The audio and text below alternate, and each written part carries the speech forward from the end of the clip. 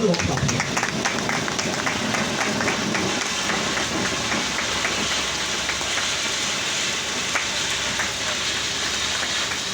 Can we do it better for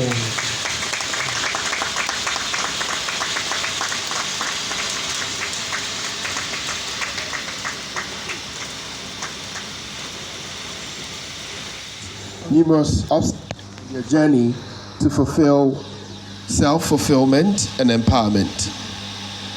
But amidst these challenges, there lies a hope, which is a beacon of light that shines bright in the hearts and minds of every young person who dares to dream, aspire, and strive for a better tomorrow. It is this hope that drives our work at the KGL Foundation, as we commit to providing young people with the tools, resources, and support needed to economically empower them and also lead to changes in their environment as well as in their lifestyles. Through the various programs we run and initiatives, we strive to foster a culture of lifelong learning, innovation, and entrepreneurship for people. Whether it's through scholarships, vocational trainings, mentorship programs, or community outreach initiatives, we're dedicated to empowering young people to change their future and become active participants in the social economic development of their societies. To give Ghanaians an opportunity, we believe that we're complementing government efforts. We cannot expect government to do everything. As a foundation, we believe that there are opportunities for young people to rally, harness and be able to basically improve the economic standards. If you look at Ghana as a whole, you have a lot of foreign investors coming into Ghana and really thriving off. And so for all these young people, we believe that they can also thrive in this environment we find ourselves. That government agencies and departments as well as ministries are here today. We cannot determine or decide for how they run their programs, but we believe that there's a clear mission, a clear agenda, and we're saying that if we want to achieve the sustainable development goals, which includes economic empowerment for everyone, we need to collectively work. We just don't want to say government should do it alone. As at KGL Foundation, it's all about partnerships, collaboration to be able to bring about the changes we want in this country. It's among other stuff. Now, key challenges that we found out was in terms of language barrier. So for us, last year we were doing about 2 local languages in addition to the official language of Ghana, which is English language.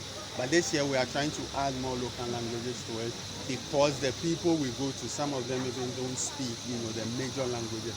So I'll say that would be the barriers. And where we go to is really underserved.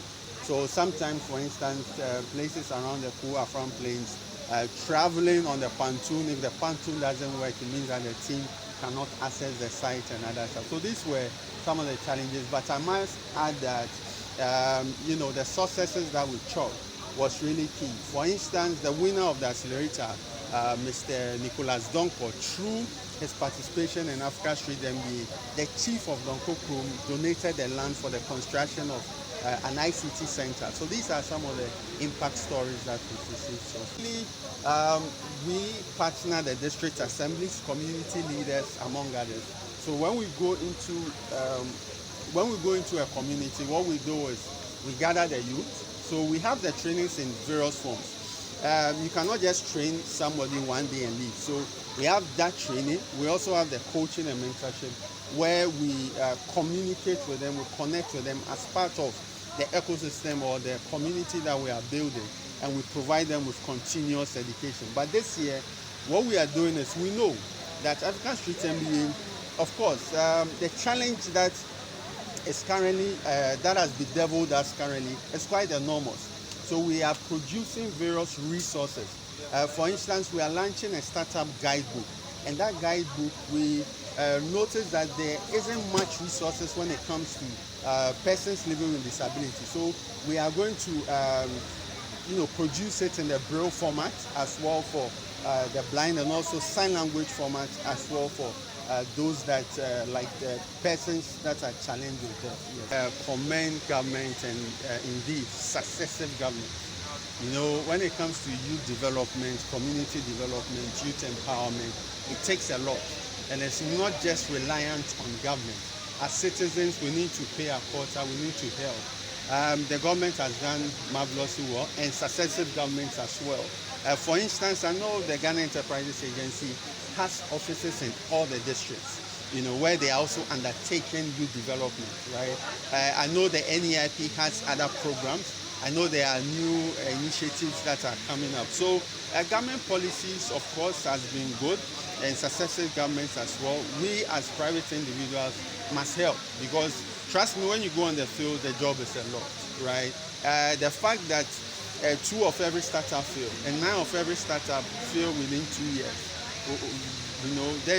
there is as much as government can do. So that is why institutions like KGL Foundation are also doing great work by partnering with us to implement some of these things. Research has said that the key to startup failure is lack of funds, right? I think about the 4th factor has to do with lack of business knowledge. That is where we are tackling. And the fact that, there are types of entrepreneurs. There's the necessity entrepreneur that starts a business out of necessity. Then there's also the opportunity entrepreneur that starts a business based on an opportunity that they discover that will bring value.